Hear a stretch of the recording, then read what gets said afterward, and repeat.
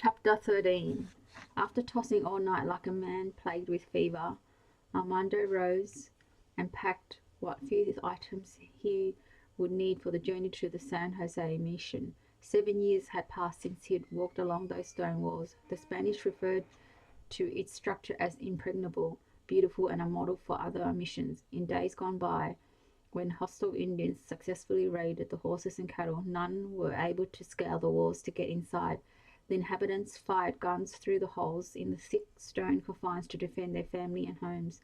The people worked hard tending the herds of livestock and utilizing the fertile soil to grow fruits and vegetables through the help of the extensive aqueduct systems. Some of the mestizos were craftsmen, weavers of cloth, carpenters, blacksmiths, stonecutters, and other unique occupations, and the mission itself, the place of worship and learning. Sometimes he thought he could still hear the peal of the three-bell tower and the deep, resonant voice of the padre reciting Mass in Latin or offering praise to the mighty Dios. Back then, Armando had memorized the Missal, the book containing all the rites necessary for Mass. He even knew the procedure for how to set up a mission. For once, this had been his deep desire. Under the tutelage of Padre Jose Mariano de Cardenas and Padre Bernardino Vallo, Armando grew to love the church, only to abandon it after his mother's death and before taking his vows. With a heavy heart, he remembered the pride in his mother's eyes when she spoke of a son who studied to be a padre. Armando drew a restless breath. He needed to sleep. The next few days would be difficult. In fact, he'd rather face Phillips with his foreman Clay Wharton alone without a weapon than the Padres at San Jose. Hours later, as the sun broke through the horizon in slivers of orange and purple, Amelia, Pepe, and Armando rode from the valley. The three were armed with guns and daggers made in La Flor, in case they ran into marauding Indians or gringos. The Vangueros worked for Phillips had family members living in La Flor, and Armando doubted they would attack the valley or the three men. Philippe had wanted to come with them this morning, but Armando had put him in charge of the rebuilding. Philippe looked forward to avenging his father's honor, since Wharton had brutally abused his sister, another reason for Philip to stay behind. Frustrated, Armando wished he had given more thought to their arrival. They reached the mission near sundown tomorrow. After Saturday night Mass, Sunday were strictly observed as a day of worship, which meant he would not have an opportunity to speak with Padre Valio until Monday. A nudging in his spirit warned him that Phillips may have already gained an audience with the governor. "Tell me what troubles you," Pepe said. When the sun was suspended directly over them, Armando considered the man's boyish features, even not for the tiny lines around his eyes. Pepe could pass for a much younger man. "I'm afraid Senor Phillips might have already talked to the presidio at San Antonio de Bejar and alerted the padres to us. We could be walking into a trap." Pepe pressed his lips together. "We have to be careful, but I think it's too soon for us to worry ourselves about the Soledades. I hope your thoughts, too, do not come from being too trusting." Armando said, "The gringo is a clever man. What we've done will not sit lightly. He will want us punished. More so me than you. I think Pepe and I should approach the padre while you remain outside the mission until we see how we are received," Amelia said. "I think not," Armando said. "Your lives will not be risked for this endeavor. I am the man Phillips wants, not you." Pepe chuckled. "Perhaps we should tie up this hombre until we return." "Excellent idea," Amelia said. "But seriously, Armando, no one knows us. We'll be cautious in our dealings." "I don't like the idea," Armando shook his head. "What if something should happen to you? How would I explain your deaths to your families? We conceal weapons and be alert for any sign of trouble." Amelia said, "I have learned much from you." "I don't think so, amiga. I would not send you into a snake pit without me." Marianne awoke the following morning with heaviness containing her eyelids. She tried to recall everything from the evening before, but weariness lured her back into deep sleep. Hours later, she opened her eyes, attempted to muddle through the haziness enveloping her. She found it difficult to distinguish between what had happened when she returned to the hacienda and the peacefulness of her sleep. In her dream, she envisioned Armando dressed as a fine caballero, a fine horseman, his black trousers and colourfully bearded jacket enhancing his slightly tanned skin. He held his head high and flashed a beguiling smile in a deep voice and rich. He beckoned her to meet her. He met the floor. She ran to him, and he reached out to draw her into his arms. He told her she didn't have to marry Don Lorenzo.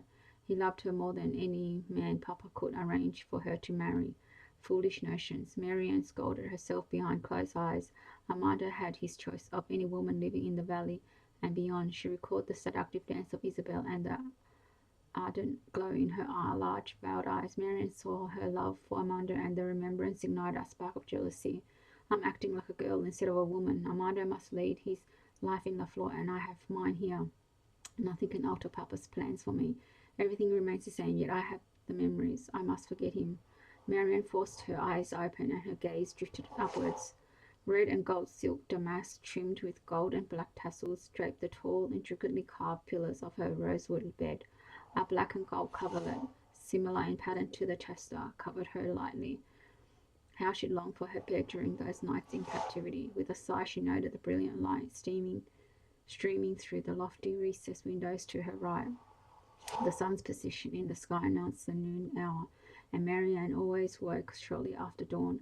Glancing about, she wondered why someone had moved the walnut and the brazier from the foot of her bed to a corner near the window. Curious, she looked to the opposite side of the room for any other changes. Her mother, dressed in a brown and white morning dress, sat in an armchair, her hands folded primly in her lap. "Mama, how long have you been here?" Her mother smiled, her face pale but blissful. She tilted her head thoughtfully.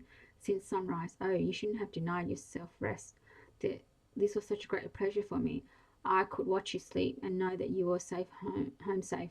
She stood and walked to Marianne's side. Pulling herself to a sitting position, Marianne noticed soreness throughout her body. She nodded at the sunlight. "I did sleep for a long time. You needed the morning to recover from your horrible encounter with those evil men." She touched a wayward lock of Marianne's hair and rolled it between her fingertips. "You look rested. I would imagine you're hungry too." Carmela put aside fruit, eggs, and tortillas from breakfast. "Thank you." Marianne detected something not so pleasant. "I need to bath first." Her mother's finger slipped from Marianne's hand to her cheek. "I thought as much, and Carmela has heated water." "Wonderful. I hope this hasn't been too much work for her." Marianne revelled in the comforts of home and those who loved her in return. Without warning, sadness swept over her. "Are Papa and Donna Lorenzo in the house?" "No, your father took him riding across the estate. They should return by the mid-afternoon meal. The Don is concerned about you. He wants to hasten the wedding." Marianne hid her disappointing light of the sadness in her mother's face. "I will thank you for accompanying Papa to see about me." Her mother moved to the window and stood for several moments before turning to Marianne. With her hands folded below her waist, she sighed deeply. "Do you wish to talk about what happened during your abduction?"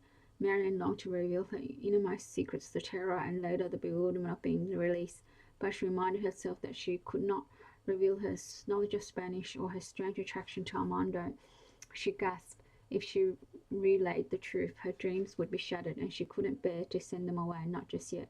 "Mama, I know God protected me, especially when surrounded by such grave danger. Please forgive me, but I'd rather not discuss my captivity. It's best forgotten, as you stated last evening." A wave of compassion swept over her mother's face and softened her features. "Of course, how could I be so thoughtless to cause you undue pain?" Her mother focused on Marianne's face, and for a moment she feared her mother knew those wandering reflections about Armando. "Do you need to be resting now that I have weakened?" Marianne asked. "Soon. Truthfully, I'm exhausted and should lie down." "Would you like to spend time with me in the garden this afternoon?" "What a splendid idea." Marianne took a quick breath. "Could we read the Bible together?" Her mother's eyes moistened. "I've prayed so long for your true commitment to the Lord, and yes, we should read anything you desire." After her mother left her to bathe, Marianne settled into the warm water. She shut her eyes and allowed secret thoughts to drift across her mind. All her life she dreamt of a comely man who would make her heart soar. Now that those dreams had begun to take form in a man who was her father's enemy, she felt empty, as though cheated out of glorious fulfillment. Perhaps she lost something to Armando she never really possessed. "But I have gained the Lord. My relationship with him is worth any price. It's selfish to view the past 3 days in any other way."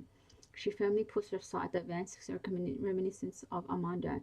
God held a plan for her life, a plan for better than she could ever envision. As Mama had always said, "You are a daughter of the King. Conduct yourself in obedience and humility." Following these words usually sounded simple unless it involved dealing with Papa. Last night she lost her temper and she couldn't apologize, no matter that Papa cared only for himself and spoke so harshly. Regret crept through her. A surrender of her life to God meant obeying his commands. Heavenly Father, how can you ask this of me? Please, I cannot go to Papa. He can be so cruel. Marianne glanced at her hands and saw dirt still embedded beneath her fingernails. She remembered the panic when Philippe kidnapped her. God felt comforted and delivered her then, and he would be with her when she apologized to Papa. In the early afternoon, Marianne and her mother sat under a stone courtyard archway, where a light breeze played amongst the variegated shades of green bushes and small ornated trees. The sun warmed the flourishing plants, coaxing the palm, cacti, aloe, and trailing ivy to rise upwards. Yellow-orange blossom from the prickly pear, winsome daisies, and vibrant verbena seemed to nod at her. Mama looked much better than she had earlier, for now there was a faint trace of pink in her cheeks. "What can I read to you?" her mother asked. Marian touched her face, searching. "I think Daniel in the lion's den," she laughed. "We have something in common. My dear daughter, how brave of you to make light of your abduction. I do despise your ordeal. But, Mama, it happened just as the Bible says. They meant to harm me, but God meant their plans for good. I am forever a changed woman. I have faced death, and I can no longer fear its sting." Her mother failed to respond, but the tears in her eyes spoke volumes. Marianne placed her hand over the cracked black leather binding of the Bible, rested in her mother's lap. "Here, I will read, and you enjoy this beautiful afternoon." Mama relinquished the Bible, and Marianne thumbed through the well-worn pages.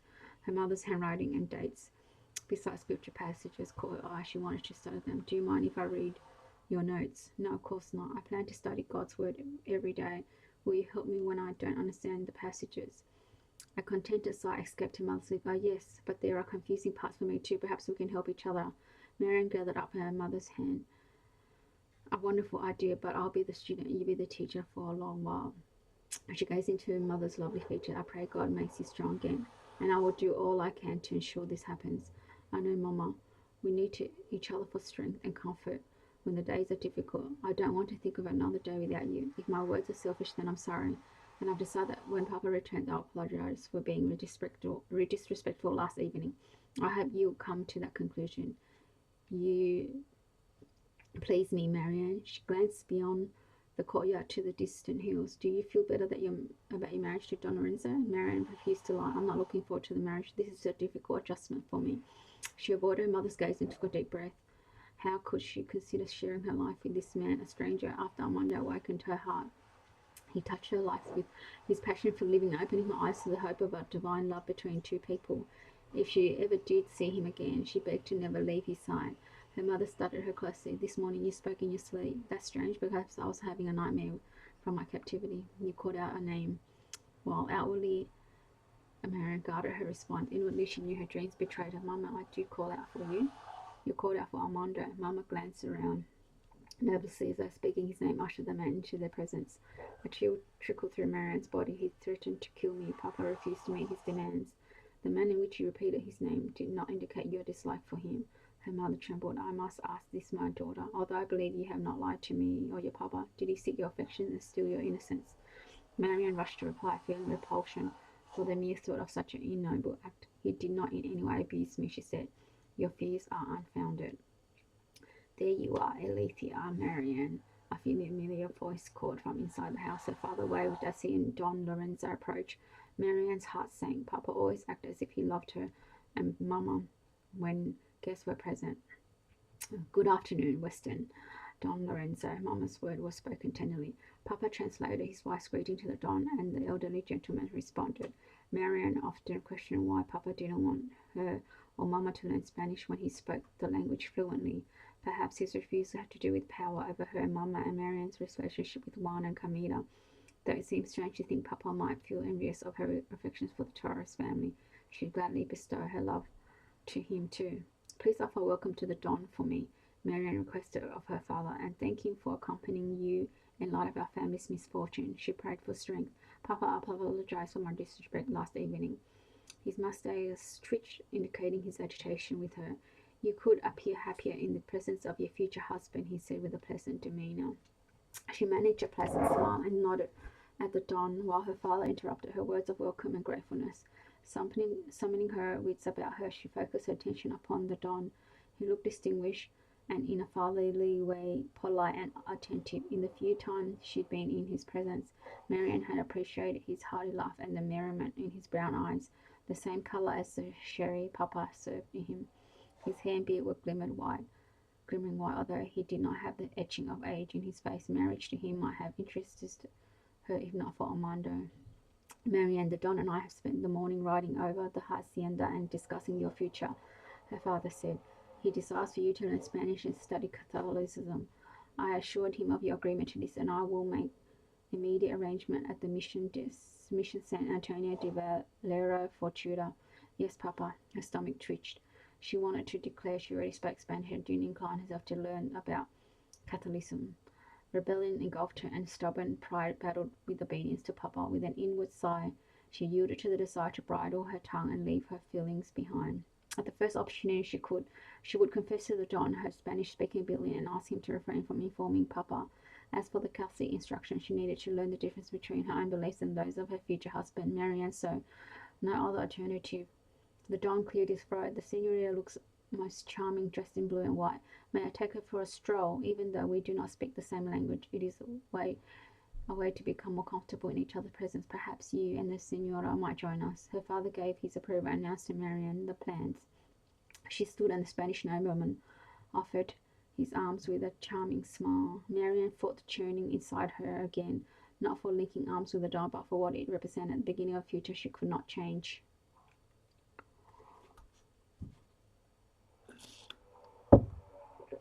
Chapter 14. Armando, Amelia, and Pepe arrived Saturday afternoon outside the Mission San Miguel de Guago, known as the Queens of Mission. As suspected, they could do nothing until Monday morning. Padre Benito Velo did not receive callers unless a critical situation arose. He said high mass on Saturday mornings and promptly oversaw cleaning of the church and sacristy. Then all of the women came for a portion of soap so they could wash clothes for their families. To the Padres, cleanliness ranked at the top of the important matters. As the sun began to set and steal the view of overhanging trees bent with moss, Armando and his friends heard the brief ringing of the bell summoning all Mexicans together.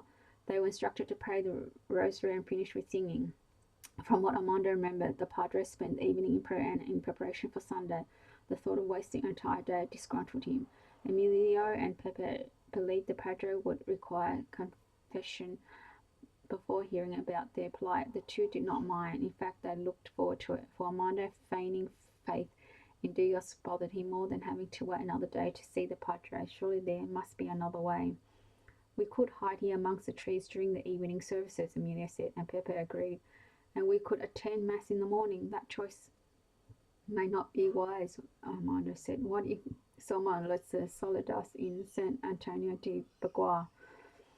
We could be tortured or hung before we have opportunity to approach the Padre. Would be accepting defeat. You're right, we can make camp close by and stay in hiding until Monday. Pepe's boyish face wore a serious look. The three men settled down for the night. Soon Armando heard the even breathing as Amelia and Pepe's bodies relaxed. Why must sleep elude them? The wretched unrest. Always his thoughts raced and could not be subdued. He didn't feel comfortable entering the Mission, although San Jose had no feathers or stocks. Spanish soldats could be out and about. They were easily spotted wearing short blue jackets and with red cuffs, a red collar, and knee-length blue pants. They remind Armando of strutting roosters marching about, carrying muskets and sword at their sides. The question probing sure to come from Padre Benito Velo proved troubling. Armando remembered well his manners of advising one to seek Dios resolutely and not to waver, and Armando had not seen the man since he left the Mission 7 years ago. The Padre had wept at Armando's declaration of unbelief. Dread plodded through his veins. He didn't welcome the meeting, but the Padre locked his flock and helped them in the past. Unlike so many missionaries who imposed heavy tasks upon the mestizos, Bernardino Valio worked to lessen their burdens. He was LaFleur's only hope, and for his people, Armando must comply with his friend's wishes. Just as sleep began to soothe him, a vision of Marianne danced across his mind. To see her again and hear her say his name, he considered walking to the gallows. He dreamed of her and refused to push her memory away. So many times he had been tempted to give his heart to Isabella. She loved him and would make a good wife. But Armando didn't desire her, just like his madre. He yearned for forbidden love. The next morning, Armando noticed the mission San Jose San Miguel de Aguago had changed little since his departure. Its massive stone walls were well maintained, with each inhabitant responsible for an area of work. As Armando and his friends walked towards the church, he recognized his faces changed by age and hard work. The men still wore the white cotton shirts and pants, and the women dressed in loose-fit shifts.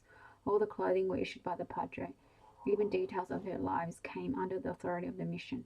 As before, a few appearing happy, especially the children, while others trudged through the daily assignments. He imagined the men and boys heading out to the field, orchards, and quarries, while others stayed behind to work at various tasks. Some of the men tended sheep, cattle, and goats in surrounding field outside the mission wall. The women and girls worked at cooking, sewing, gardening, and making soap, candles, and pottery. The only reprieve came from Mass on our feast days. Armando ached with the thought of his people subjecting themselves to such a miserable life. To him it meant enslavement to the crown of Spain, and he despised it. His tia and tia had come from this mission. They seldom complained of life back then, for their needs were met, but they much preferred the freedom of LaFleur. Whatever happened today, the welfare of his people came above all things, even if it meant sacrificing himself. I don't see any soldats, Amelia said while they walked the circular stone path around the mission to the church. And I didn't see any of them earlier when Pepe and I observed activities inside the mission. Armando merely nodded. Each wood and mortar dwelling they passed looked the same, one after another, and all symbolic of Spain. The doors were hand-carved cedar, and each had an iron lock and key. Various craftsmen worked on the opposite side of the mission, weavers of cloth, those who constructed saddles and bridles, leather workers, carpenters, a blacksmith, and whatever else the padre seemed necessary according to the time of the year. To Armando it seemed depressing. The inhabitants were forced to worship Dios and give of the fruits of their toils for the betterment of the mission. Pepe loved his son enough to consider living here if necessary, and Mexicans were always needed to perform tasks and skilled crafts. For a brief moment, Armando wondered about a child of his own, a delight he would most likely never enjoy. Could that affection be ever stronger than his love for the people of LaFleur? Would he, like Pepe, give up his whole life for the sake of a child? Armando lifted his head proudly. He already committed his life to all the children of LaFleur and their parents. Armando couldn't help but think of his own father, the Spaniard, Joseph Garcia, the man who deserted his illegitimate son, and the woman who had loved him. But Armando refused to dwell on such things when he needed to concentrate on his purpose. The old familiar despondency settled about him. When he lived at the mission, he couldn't put his feelings into words, but now he acknowledged the problem. His body and spirit had craved peace. Padre Benito Vallejo had sensed his need and urged him to pray and fast. But those sacrifices never helped. Always the restlessness, always the desire for something deep within the core of his soul. Would he ever find a release? He glanced up at the rose window. Its richly detailed stone frame resembled the petals of a perfect rose. See, the mission was beautiful. He could not deny the excellent workmanship done by those who initially constructed the church and the fortress shielding it. Too soon for his liking, the three men stood at the walnut double door. Armando had forgotten the richly carved stonework framing the doorway. The awe he once felt for the beauty of the mission resurfaced again. Respectfully, they removed their sombreros, and Emilio and Pepe crossed themselves before entering the church. At the sight of the crucifix, Armando stopped and studied the image of the suffering Salvador. He crossed himself and remembered the days when his whole life centered on the cross and all it meant. Did faith in Dios really mean nothing? He swallowed hard and glanced about him. The ornate figure of Madre Maria stood more beautiful than he remembered, especially in contrast to the bleakness of life around them. He did not remember the statues affecting him like this in the past, denying the pull on his spirit. He decided his confusion must not come from trepidation, but over speaking with the padre. The brown robed figure of Padre Benito Vallejo entered the small chapel to the right of the altar. He stopped, knelt, and crossed himself before turning, making his way down the centre aisle. Armando's heart drummed against his chest. What manner of fear overwhelmed him? Not even when he faced the tumultuous undertaker of leading his people had he experienced such cowardly reaction. It angered him, and he resolved to conquer his faint-hearted response. The Padre stopped in front of Armando. The years had etched more lines into his slivered face, and his once dark hair now held many strands of grey. His eyes, the colour of pecan, shone with kindness and compassion. Hard work had kept him lean and muscular, reminding Armando of how the man had toiled alongside the Mexicans, often teaching them how to perform a task. Tears filled the older man's eyes, and Armando sensed emotion on the verge of consuming him too. "Mihio," Padre Benito Valio reached to pull Armando close. "How very good to see you." Armando almost refused the Padre's embrace, but he considered for it. It might hinder the chance of getting his help. But no sooner had the deliberations plagued his mind than he realized the Padre's friendship had been greatly missed. The calming voice and smell of his robe, a mixture of earth and soap, filled Armando's nostrils and returned him to another time. This man had been a teacher and a true father to him when his whole world collapsed. But Armando, on the brink of manhood, had refused the love and kindness he associated with the trick of Dios to enslave him with the walls of the mission. The two men parted, and Armando contained himself enough to speak. "You look well, Padre. It's good to see you. Too many years have passed between us, and not a day has gone by that I have not prayed for you."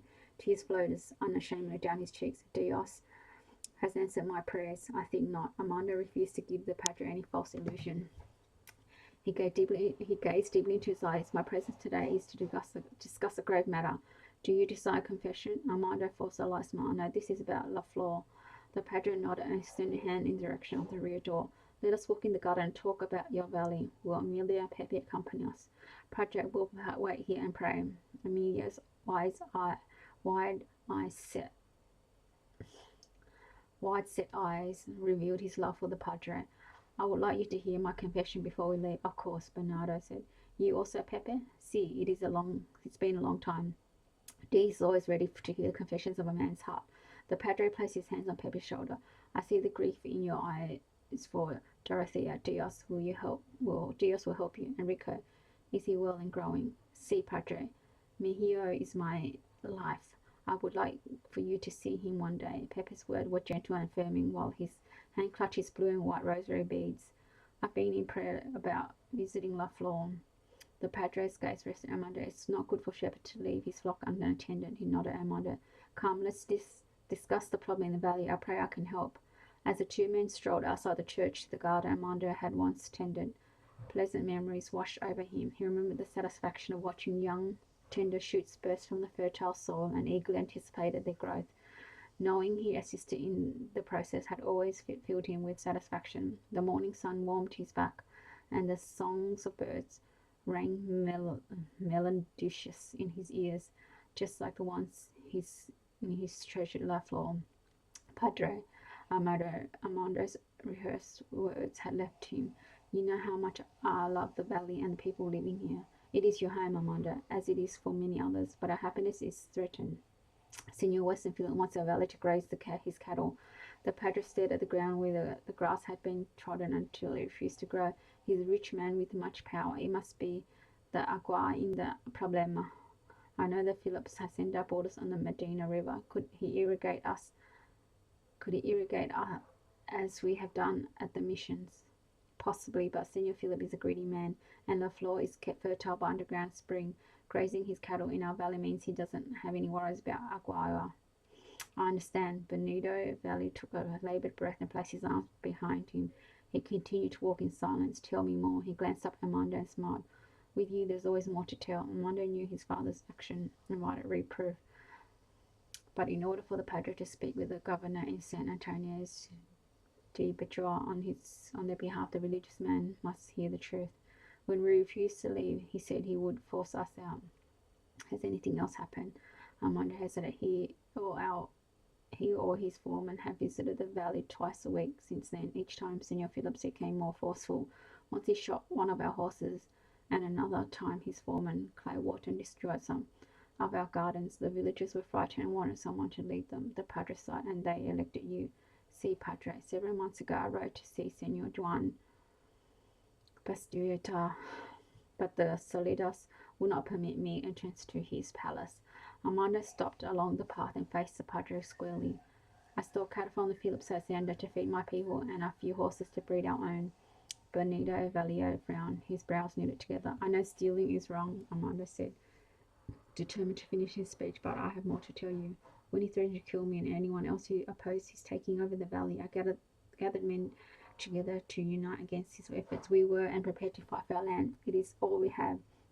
In my plan to bargain with Senor Phillips, I did nothing while a few of my men broke into his casa and kidnapped his daughter. They also stole horses, muskets, swords, and daggers.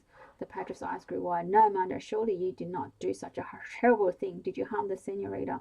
Armando shook his head. No, I could not. Killing her would meant we were no better than the enemy. She has been released. Turn to her home, but we keep the other things. Bueno. They walked a little further. Surely Senor Phillips has reported this to the governor. He will have the Soledades after you. Weston Phillips will demand justice. I know, and if a man took my daughter, I would want him dead too. I'm not afraid for me, but for the fate of my people in the valley. How can I possibly help you? Armando felt courage surge through him. Take my appeal to the governor so the people can live in the floor. I can talk to him, but what of the crimes you've committed? Armando nodded. I've thought of little else since yesterday. I can return the stolen weapon, the cattle, the horses, but Phillips will want revenge for my kidnapping his daughter. I know this man, the Padre said. Like you, I'm afraid he'll want you dead. Armando paused. Memories of Marian tore at his heart. I believe he would trade me for La Flor. Benito Valio grabbed Armando's shoulder. You don't need to die for your crimes. There must be another way. His voice rippled with emotion. A trial, perhaps, one that revealed to Governor Igozabel why you did those things. My people cannot lose their homes, Armando said. I see no other way to appease Phillips or the governor. The Padre stared at him while the sound of nature echoed around them. Armando stared up at the moss-covered trees, hoping Bernardino understood.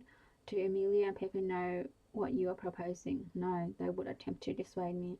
I want to fast and pray about this. The way of Dios are not ours, and he may have a different solution. Por favor, stay here for the night while I seek his will. Even if the Soledades come looking for you, they will not find you here. Armando considered the request. One night, he said.